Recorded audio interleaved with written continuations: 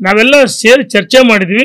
ಅಂತಿಮವಾಗಿ 11ನೇ ತಾರೀಕು ಬೆಳಗ್ಗೆ 11 ಗಂಟೆಗೆ ನಿರ್ಣಯವನ್ನು ಮಾಡಿ ನಮ್ಮ ಕೇಂದ್ರ ನಾಯಕರು ಭೇಟಿ ಮಾಡ್ತೀವಿ, ಸಮಾವೇಶ ಮಾಡ್ತೀವಿ, ತಾವು ಬರಬೇಕಂತೀವಿ. ಕೇಂದ್ರ ಸಚಿವರುಗಳು, ರಾಜ್ಯದ ಅಧ್ಯಕ್ಷ ವಿಜಯೇಂದ್ರ, ವಿಪಕ್ಷ ನಾಯಕರು ಆರ್ ಅಶೋಕ್, ಚಲವದಿ ನಾರಾಯಣಸ್ವಾಮಿ, ಯಡಿಯೂರಪ್ಪನವರು ಎಲ್ಲರನ್ನೂ ಆಹ್ವಾನ ಮಾಡ್ತೀವಿ. ಇಡೀ ರಾಜ್ಯದ ಕಾರ್ಯಕರ್ತರು, ಮುಖಂಡರು, ಹಾಲಿ ಮಾಜಿ MP ಗಳು, MLAಗಳು, ವಿಧಾನ ಪರಿಷತ್ತು, ಎಲ್ಲ ಜಿಲ್ಲಾಧ್ಯಕ್ಷಗಳು, ಸಂಘಟನೆ ಪರ್ವ. ಹಂಗೆ ಸಂಘಟನೆ ಮುಗಿಸಿರು, ಸಂಘಟನೆ ಬಲಿಷ್ಠ ಆಗಬೇಕು, ಮಜಬೂತ್ ಆಗಬೇಕು. ಅದಕ್ಕೋಸ್ಕರ ಸಮಾವೇಶ. ಅವ್ರು ನಾನು ವಿಕೃತ ಮನಸ್ಸಿನ ವ್ಯಕ್ತಿ ಅಲ್ಲ. ಒಂದು ನಿಮಿಷ ಅಣ್ಣ, ನಾನು ವಿಕೃತ ಮನಸ್ಸು, ಒಂದು ನಿಮಿಷ ಅಣ್ಣ, ಒಂದು ನಿಮಿಷ ಅಣ್ಣ, ನನ್ನ ಮನಸ್ಸು ವಿಕೃತ, ನನ್ನಲ್ಲಿ ಗೊಂದಲ ಇಲ್ಲ ಅಣ್ಣ. ಒಂದು ನಿಮಿಷ ಮಾಧ್ಯಮ ಅಣ್ಣ, ಒಂದು ನಿಮಿಷ ನೋಡೋಣ, ಆಯ್ತಣ್ಣ, ಒಂದು ನಿಮಿಷ. ನನ್ನ ಮನಸ್ಸು ವಿಕೃತ ಅಲ್ಲ. ಅವ್ರಿಗೆ ನೋಟಿಸ್ ಕೊಟ್ಟ ತಕ್ಷಣ ಸಂತೋಷ ಪಡೋ ವ್ಯಕ್ತಿ ಏನಿಲ್ಲ, ದುಃಖ ಪಡೋ ವ್ಯಕ್ತಿ ಏನಿಲ್ಲ. ರಾಷ್ಟ್ರೀಯ ನಾಯಕರ ತೀರ್ಮಾನ, ಅವ್ರು ಏನು ತೀರ್ಮಾನ ಮಾಡ್ತಾರೆ ಆ ತೀರ್ಮಾನಕ್ಕೆ ನಾವೆಲ್ಲ ಬದ್ಧ. ರಾಷ್ಟ್ರೀಯ ನಾಯಕರು ಎಲ್ಲವನ್ನು ಗಮನಿಸ್ತಾರೆ. ನಮ್ಮ ನಡವಳಿಕೆಗಳು, ನಮ್ಮ ಯಾವ ರೀತಿ ನಮ್ಮ ನಡವಳಿಕೆಗಳು, ನಮ್ಮ ಮಾತುಕತೆಗಳು ಎಲ್ಲವನ್ನು ಗಮನಿಸ್ತಾರೆ.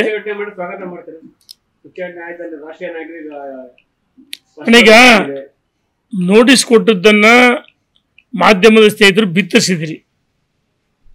ಬಿತ್ತರಿಸಿ ನೋಡಿದ್ದೀನಿ.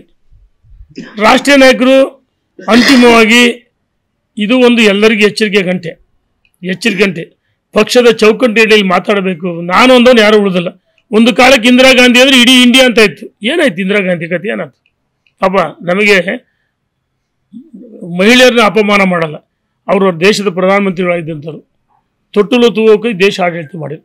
ಆದರೆ ನಾನು ಅಂದಾಗ ಏನಾಯ್ತು ಇಂದಿರಾ ಗಾಂಧಿಯವರು ಅಂತ ಬಲಿಷ್ಠ ನಾಯಕಿ. ನಾನು ಅಂದವ್ರು ಯಾರೂ ಉಳಿದಿಲ್ಲ ಭೂಮಿ ಮೇಲೆ. ನಾನು ನನ್ನಿಂದ ಅಲ್ಲ, ನಮ್ಮಿಂದ ಸಂಘಟನೆ ಅನ್ಬೇಕು. ಇಲ್ಲಿ ನಾವೇ ಹೇಳ್ತೇವೆ, ನಮಗೆ ಪಕ್ಷ ಹೇಳುತ್ತೆ, ಪರಿವಾರ ಹೇಳುತ್ತೆ, ವ್ಯಕ್ತಿಗಿಂತ ಪಕ್ಷ ಮುಖ್ಯ, ಪಕ್ಷಕ್ಕಿಂತ ದೇಶ ಮುಖ್ಯ. ಅಣ್ಣ ನೋಡಿ, ರಾಜ್ಯದ ಅಧ್ಯಕ್ಷ ವಿರುದ್ಧ ಹೋದ್ರೆ ಅದು ಭಿನ್ನಮತೀಯರಾಗ್ತಾರೆ, ಪಕ್ಷ ವಿರುದ್ಧ ಹೋದ್ರೆ ಭಿನ್ನಮತೀಯರಾಗ್ತಾರೆ. ಅಣ್ಣ ಆಯ್ತಣ್ಣ, ಸ್ವಾಗತ ಮಾಡ್ತೀವಿ, ಮಾಡೋಣ. ನಮ್ಗೇನು ಅದ್ರ ಬಗ್ಗೆ ಮಾತಾಡಲ್ಲ. ಹಿಂಗಂತ ಶ್ರೇಣಕಾಚಾರ್ಯ ಮೆತ್ತು ಆಗಿಲ್ಲ, ಸಾಫ್ಟ್ ಆಗಿಲ್ಲ. ನಮ್ಮ ನಿಲುವು ಭಾರತೀಯ ಜನತಾ ಪಾರ್ಟಿ ರಾಜ್ಯದಲ್ಲಿ ಅಧಿಕಾರಕ್ಕೆ ಬರಬೇಕು, ಲೋಕಲ್ ಬಾಡೀಸ್ ಚುನಾವಣೆ ಗೆಲ್ಲಬೇಕು. ಅದಕ್ಕೋಸ್ಕರ ನಾವೆಲ್ಲ ಒಟ್ಟಾಗಿ ಶಪಥ ಮಾಡಿದ್ದೀವಿ.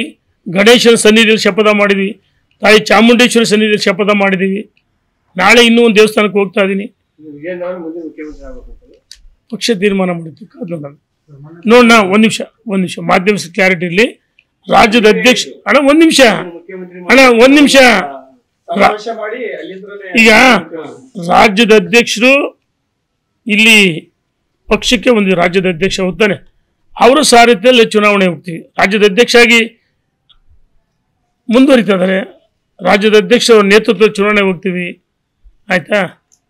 ಕಾದ್ ನೋಡಿ.